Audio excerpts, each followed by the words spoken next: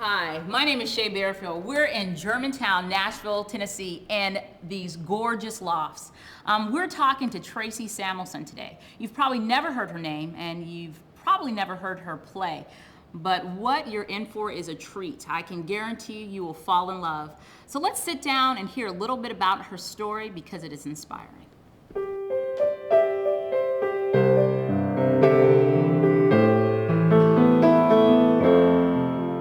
Tracy, thanks so much for meeting with me today. Did you always want to be a singer? Did you always want to do this? Mm-hmm. Yeah. Always. When I sang I was in front of the church, of course, and I sang in front of that many people. I had sung Amazing Grace a couple times, and people would be very moved by it, and that was when I went, I do have a little something. Yeah. You know, and I enjoyed it, and then I wanted to give it to everybody. I wanted to sing whenever I could, in front of whoever I could, whenever I could. What keeps you dreaming? Every day I wake up, I know that I can play and sing, and I can move people when I do it. And if you took it away from me, I'd just be a walking empty shell, I think. So there's no plan B? No. Love it. Love that there is no plan B. No. But he told me I'm free to go.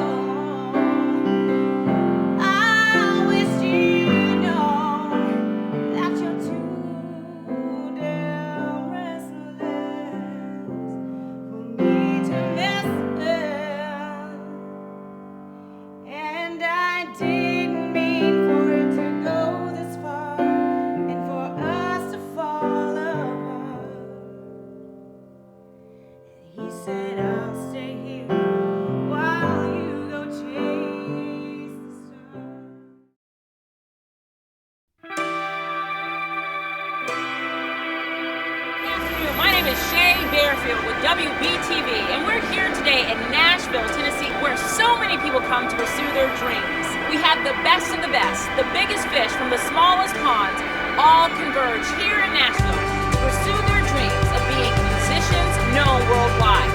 Today we're going to take a behind-the-scenes look at some of today's greatest singer-songwriters that are yet to be discovered.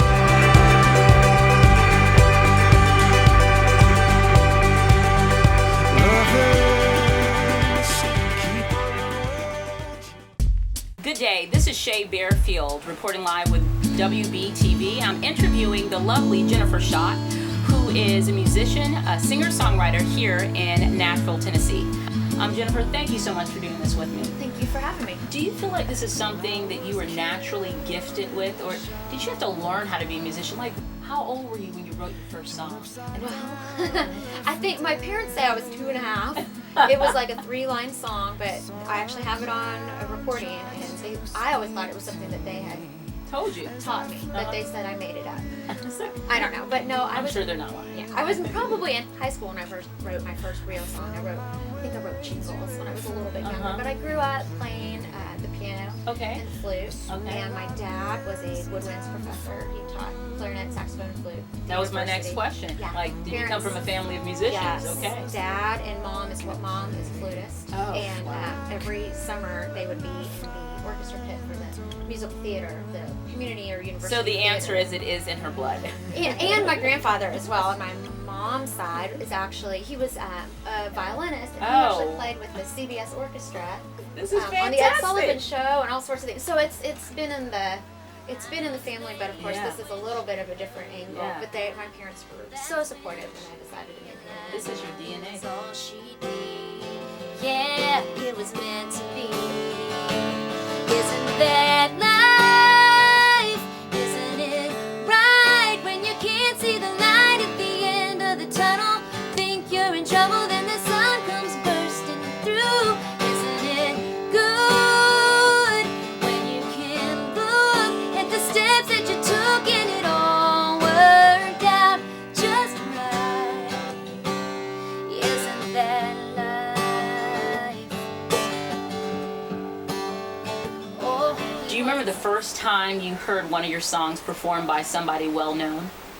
Yes. Take us to that moment and tell us what song it was. Yes, it was a song called Feel My Way to You, and I was in LA with a friend driving down the street, and we turned the radio on and the song came on. Are you kidding me? And we just screamed. We were like, oh my gosh. It was just we celebrated. We stopped and had a moment to just celebrate because it was really the coolest thing. And especially even being outside of my own town. Yes. Being in LA and turn on the radio and there it is. I mean, So it was big time. It was really, really cool.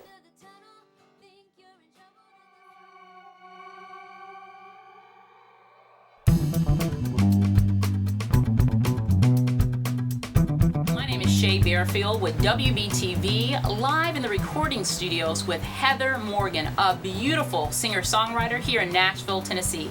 Heather, thank you so much for being with us today. Very welcome. Largely what you guys do, it seems to live in the intangible world. It lives in ether. So when you hear someone's voice laying down something that you created out of your own soul, from your own thoughts and your emotions, I mean, that must be just majestic, seriously. It really is. I feel you on that.